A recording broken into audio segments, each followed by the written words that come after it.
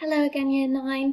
Today we are continuing looking at the actions of the suffrage movement, and we're going to look in particular today at one event, which is the death of Emily Davison. And our focus is, was Emily Davison a political martyr? So I'd like you to take the next couple of moments to write down the date and the title, and to have a go at the recall questions just here. So you can pause, complete that task, and then come back to go through the answers.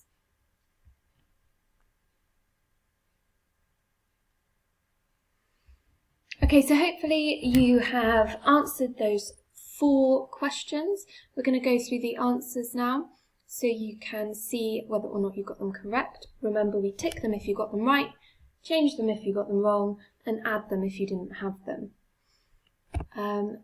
So the answers are that the tactics of the suffragists, remember, are non-violent, moderate tactics. Extra ticks if you've used that word moderate from last lesson.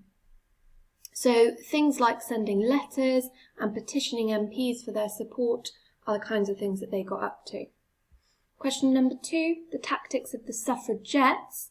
Remember, they are our violent, militant tactics. So again, give yourself a double tick if you've used that word militant. They did very astonishing things to try and get attention, like bombing Lloyd George's house, smashing up windows, blowing up letterboxes, and the like. So the next 2 questions were some longer term recall. The first one was, what are the long-term causes of the First World War?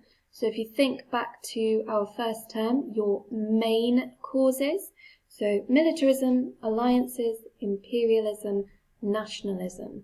Extra ticks for getting the correct spelling. Final question then, what is the name of the battle that General Haig commanded the British troops in? And that was the Battle of the Somme. Moving on then. We are looking at the question today of whether or not Emily Davison was a political martyr. And you might not have heard that word before, and that's absolutely fine. It's a bit of a strange one. So a martyr is someone who sacrifices a lot for a particular cause. So, for example, many saints are known as martyrs, often having died for Christianity.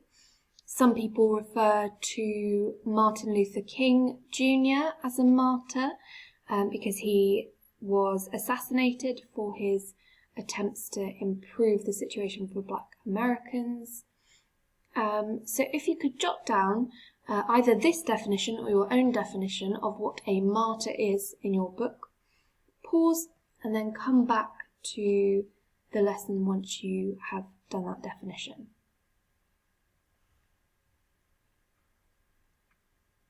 Okay, so there are 2 main theories about Emily Davison's death.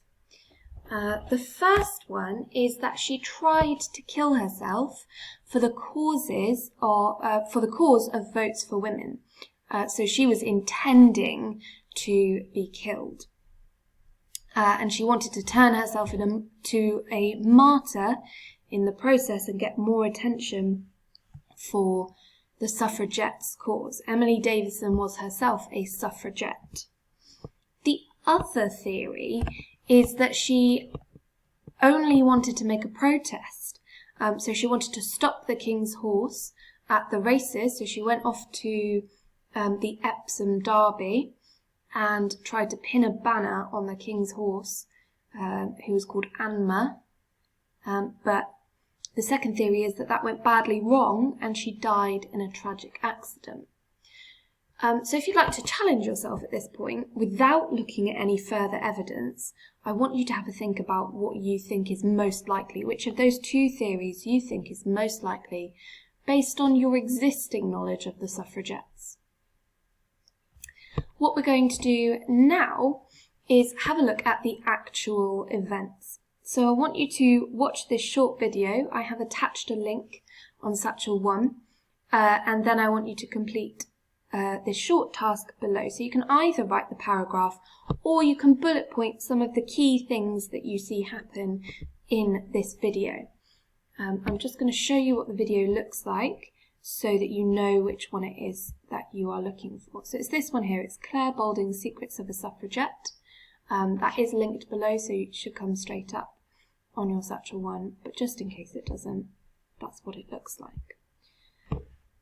So, pause here, watch the video, bullet point or short paragraph of what happened to Emily Davison, and then come back to find out your final task.